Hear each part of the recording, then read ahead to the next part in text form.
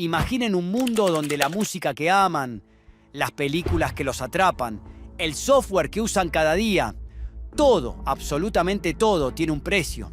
Un precio que no están dispuestos o no pueden pagar. ¿Qué harían? ¿Se resignarían? ¿O buscarían una alternativa? ¿Un atajo en la inmensidad digital? Durante décadas, millones han elegido el atajo, el camino sombrío y seductor de la piratería. Un universo donde la línea entre lo ético y lo ilegal se desdibuja con cada descarga, con cada clic que desafía a imperios multimillonarios. ¿Es un crimen sin víctimas? ¿O el silencioso saqueo de la creatividad misma? Este es un juego de espejos, donde el reflejo de la libertad digital choca con la oscura sombra de las pérdidas. Si alguna vez pensaron que la piratería era cosa del pasado, o que era solo un problema de otros, quédense, porque la verdad es mucho más compleja, más personal y créanme, sigue muy viva. Prepárense para cuestionar todo lo que creen saber sobre este fantasma digital que se niega a morir. Amazing grace, how sweet. Capítulo 1. El despertar prohibido. Recuerdan la sensación, ¿verdad? Ese cosquilleo de descubrimiento, la promesa de acceso ilimitado a un universo de canciones, películas o software, todo con un solo clic.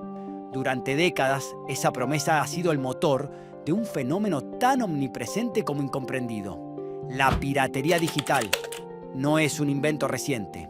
Su génesis se remonta a los albores de la computación, a esos pioneros que, en los laboratorios del MIT, Instituto Tecnológico de Massachusetts, en los años 60, no buscaban dañar, sino jugar con los límites de los sistemas. Eran los primeros hackers, exploradores de un ciberespacio incipiente, forjando una cultura de compartir y subvertir que con el tiempo tomaría un giro mucho más oscuro.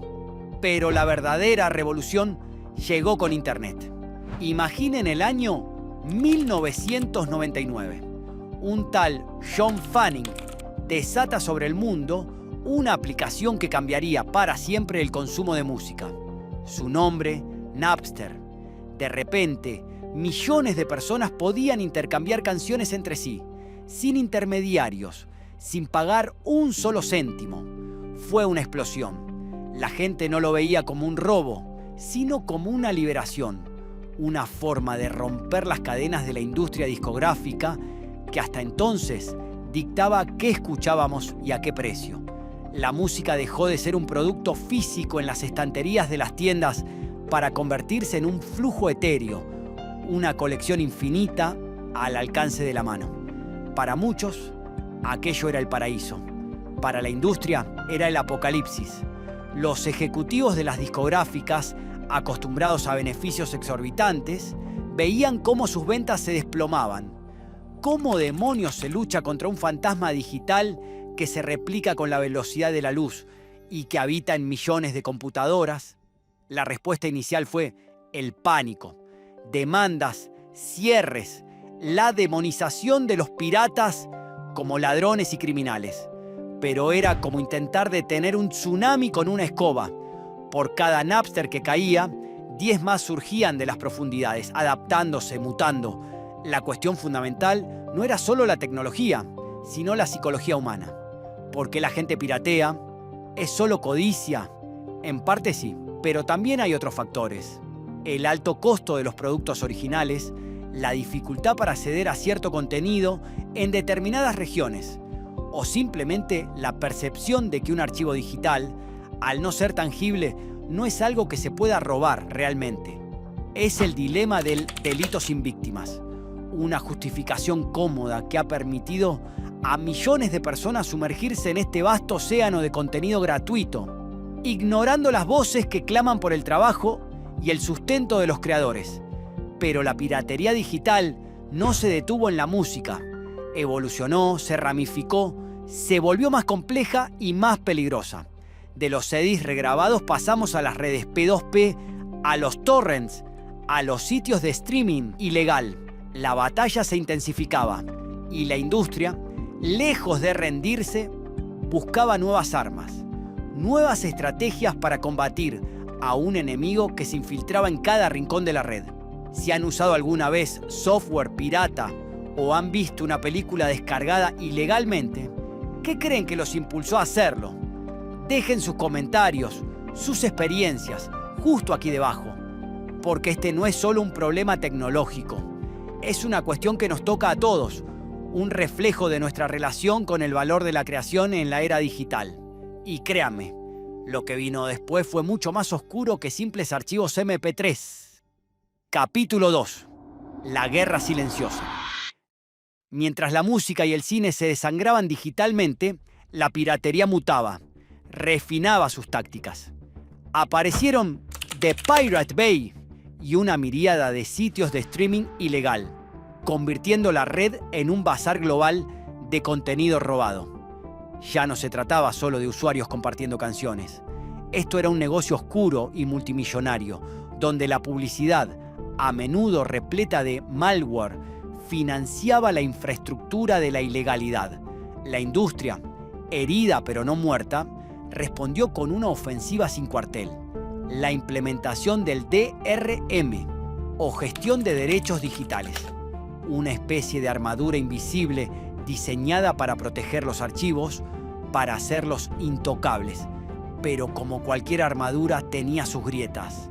Los crackers, los verdaderos antagonistas tecnológicos en esta historia, se dedicaron a tiempo completo a encontrar y explotar esas fisuras. Para ellos era un juego de ingenio, un desafío de ajedrez contra gigantes corporativos. Cada capa de protección que la industria añadía era una invitación a la subversión, una oportunidad para demostrar su maestría. Y lo lograban una y otra vez. Versiones craqueadas de software, películas liberadas en alta definición antes de su estreno oficial, videojuegos listos para ser descargados y jugados sin pagar un céntimo. ¿Quién ganaba esta carrera armamentista digital? Nadie realmente, porque mientras unos luchaban por proteger, otros se afanaban en liberar, en un ciclo interminable de ataque y contramedida. La Deep Web y la Dark Web emergieron como escenarios aún más sombríos. No son lo mismo, aunque a menudo se confunden. La Deep Web es simplemente el vasto océano de Internet que los motores de búsqueda no indexan. Bases de datos privadas, correos electrónicos, contenido dinámico. La Dark Web, en cambio, es una pequeña porción intencionalmente oculta, accesible solo con navegadores especiales como Tor. Allí, la piratería adquiere matices aún más turbios. No solo se intercambia contenido, sino que se trafican datos robados, información confidencial e incluso se venden cuentas de servicios premium por una fracción de su valor. Es un submundo donde el anonimato es la moneda de cambio y donde la línea entre el intercambio cultural y el crimen organizado se vuelve casi indistinguible. Y aquí viene el chiste amargo. Mientras las grandes corporaciones invertían millones en blindar sus contenidos, la gente seguía pirateando y en algunos casos con mayor justificación que antes. Con la proliferación de plataformas de streaming, la oferta se fragmentó. Querías ver una serie en una película en otra, los deportes en una tercera, las suscripciones se acumulaban, los precios subían y el gasto total se volvía insostenible para muchos.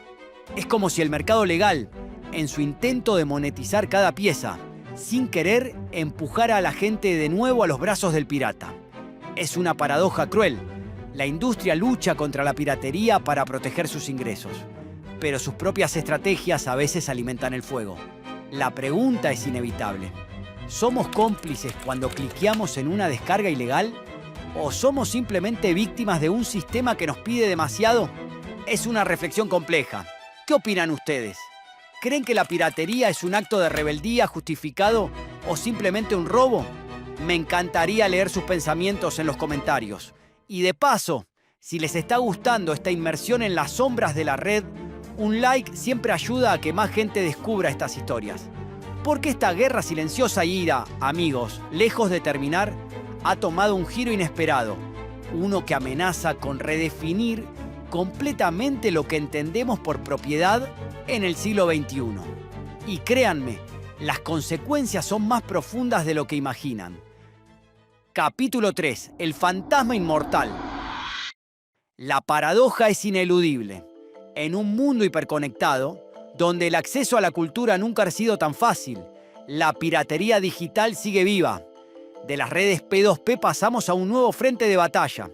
El IPTV pirata y las cajas mágicas que prometen miles de canales y plataformas por una fracción del costo.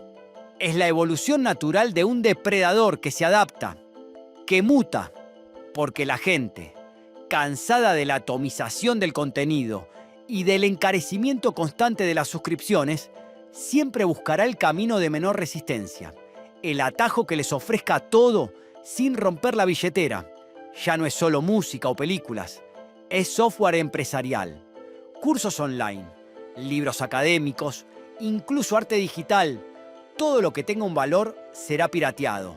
Es la ley de la jungla digital. ¿Hay solución? Algunos, con cierto humor negro, dirían que la única forma de acabar con la piratería sería dejar de crear cosas que la gente quiera. Pero eso es impensable. Otros, más realistas, sugieren que la respuesta no está en la represión, sino en la adaptación.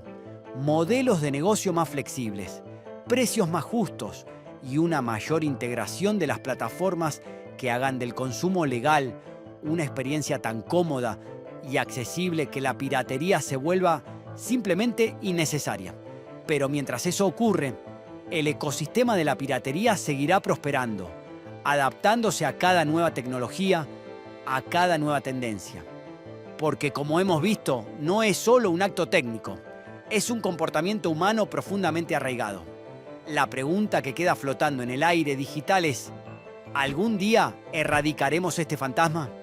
¿O la piratería digital es una condición inherente a la era de la información, un efecto secundario inevitable de vivir en un mundo donde todo puede ser copiado y compartido en un instante?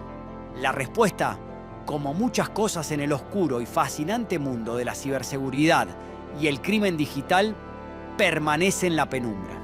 Y créanme, las implicaciones de su persistencia son mucho más amplias de lo que una descarga ilegal sugiere. Gracias por acompañarnos en este viaje por las profundidades de la piratería digital. Si les ha gustado este análisis y quieren seguir explorando los rincones más oscuros y sorprendentes de la tecnología y el crimen, no olviden dejar un like y, por supuesto, suscríbanse para no perderse un nuevo video cada semana.